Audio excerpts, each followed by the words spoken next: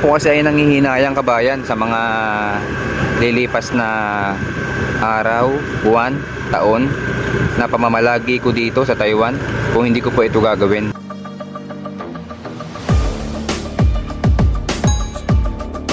Ngayon kababayan, maraming salamat po sa 6,100 followers ngayong September 25. At patuloy po tayong gumagawa ng content para mas maraming mga panood kababayan. At maraming salamat po sa palagi po sa akin sumasubaybay, sa mga kamag-anak, kaibigan at kakilala.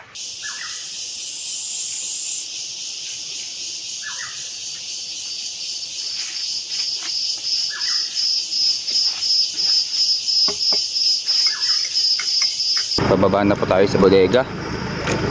At gaya ng nakagawian na araw, bibili ng almusal at tatambay sa bodega, mag-aantay at tayo po ngayon ay babanat sa akyatan ng kukuha ng mga buko kabayan. Meron po ako sa inyong i-share kabayan na konting kwento laang na kagabi. May ano po sa akin message na isang katrabaho ko sa construction, si Marlon. Ang sabi niya sa akin pre, mabuti ka pa, nasa abroad ka na, natupad mo na lahat ng pangarap mo. Hirap na ako dito sa Pilipinas, gusto ko na makapag-ipon ng sarili at ang aking bulsa ay talagang lagi na lang butas kahit ako'y nagkatrabaho. Kabayan, ang sabi ko sa kanya ay ako'y wala pang sariling bahay, ako ay wala pang ipon dito at nagsisimula tayo mag-vlog. Dahil nga po ang anak ko ay may sakit kabayan at naka-maintenance po yan ng mga gamutan, kaya tayo ay wala talaga napundar sa loob ng 1 taon at 7 buwan. Ngayon, ang payo ko sa kanya, subukan niya mag-apply sa mga agency na kagaya ng ginawa ko dati. Kasi kabayan, na-vlog ko na dati yan na kapag talagang porsigido kang umalis ng Pilipinas mag-abroad, gawin mo ng lahat. Hindi lang pwede na isa lang applyan mo. Kabayan, meron ako sa inyong i-share ulit. Ang sabi ko kay Marlon, nung bago ako mapadpad ng Taiwan, sa kakaasikaso ko ng requirements kabayan, grabe po ang aking naranasan kabayan. Talagang naubusan ako ng barya sa bulsa, sa pamasahe. Ako po ay naglakad na napakahaba kabayan para lang mapuntahan ng lugar na yon. Dahil nga tayo pamilyado, syempre hindi mo naman pwedeng dalhin lahat ng 500. Kaya ang mangyayari, halos 200 lang yung madadala ko sa isang araw. Kasama na po yung pagkain doon. Magkano po yung pagkain kabayan sa mga karinderya? Baba na yung 50. Nagbaon po ako, pero ang problema lang kasi kababayan, maghapon po ako doon sa mga inaplayan ko ng agency sa mga abroad kabayan, doon sa Malate, Manila. Hanggang doon po ako nag-apply sa may Cubao. Kasama ko si Paulo, pinsan ko kababayan. Yun din nakatulong sa akin, pinsan ko na yun, kasi ang trabaho po niya ay kumukuha po sila ng mga patay kabayan at driver siya sa isang kumpanya ng St. Peter kabayan. Kaya ang buhay kababayan ay talagang mahirap. Ganyan po talaga. Pero kung talaga kababayan, kung talagang gusto mong umalis ng ibang bansa at wala ka namang sakit sa katawan, kompleto ka ng requirements, mag-apply ka kababayan hanggang matupad mong pangarap mo. Kasi ako kababayan, hindi ko naman nakalain na dito ako mapupunta sa Taiwan. Hindi naman po tayo factory worker, napakalayo po natin kababayan. Caretaker po tayo dito. At ang sabi ko sa kanya kababayan ay dito po ay hindi basta-basta makakapasok, kasi talagang dapat po dito sa trabaho namin ay talagang marunong kang umakyat ng nyog.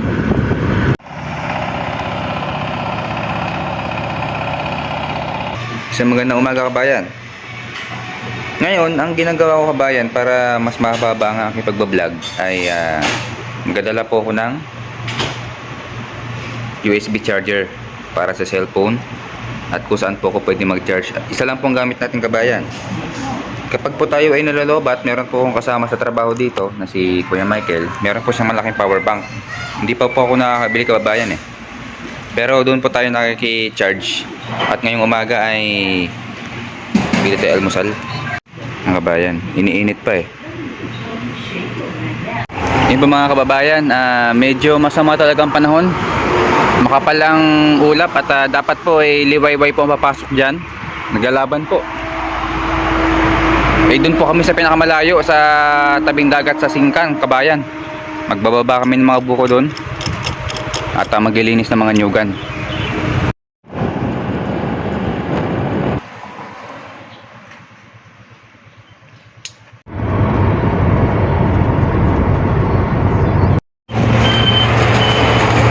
Yung kabayan ay mababa ang aming biyahe. At nasa truck po kami. Kabayan ang aming mga gamit. Ang aking kasama ay tulog ay mahaba ang biyahe, kabayan. Di kabayan, balik time po namin, kain po tayo.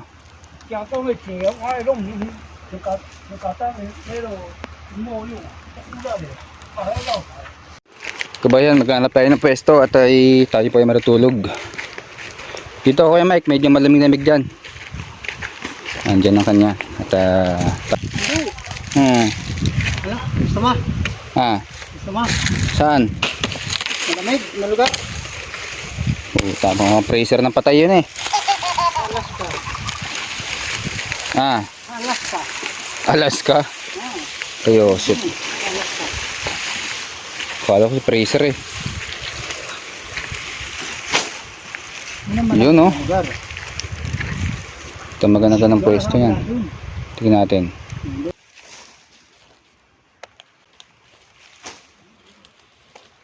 Sa amin, kumang sa amin yan. Kabayan ah. Kumang sa amin yan. Umang dito. Ayan. Lalabas siya. Nahiya-hiya pa eh. Umang. Ayan. Komang. Yung mga Michael oh. Yung mga kabayan. Napulot ko lang dito. Ano po kasi dito kabayan? Dagat na po yung likod niyan. Kaya mga pa dyan komang. Dali ko Komang. Kaya umang ang tawag dyan. Kasi kung saan maakit tayo ng maganda-gandang shell, lilipat yan doon. Uumang yan doon. Oh. Ayan, tapos na po. Kasi Kuya Michael ay naglilinis lang. Kambingan. Umuulan na. So yun mga kabayan, medyo masama ngayon yung panahon sa Taiwan at mayroon na pong darating na bagyo. Ito po yung newscaster nyo dito kabayan, kaya palo na po kayo. Pero matutuloy ang bagyo kasi masama ang panahon.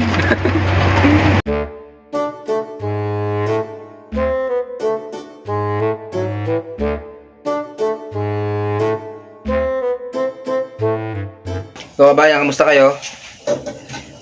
Magluluto pa tayong noodles. Wala yung amo na babae na sa pingtong kabayan. Kaya tayo ay magluluto ng noodles. Kababayan, isang magandang gabi po sa lahat. Nang nakasubaybay kababayan sa akin pagbablog ay ang itong usapan na ito ay medyo personal. Habang tayo po ay nagluluto ng noodles ngayong September 27 kababayan evening. Wala nga po yung amo ko nasa pingtong at kailangan ko magluto ng dalawa para kasama ko yung amo na lalaki. Kami lang ang dalawang kakain kabayan sa bahay na ito.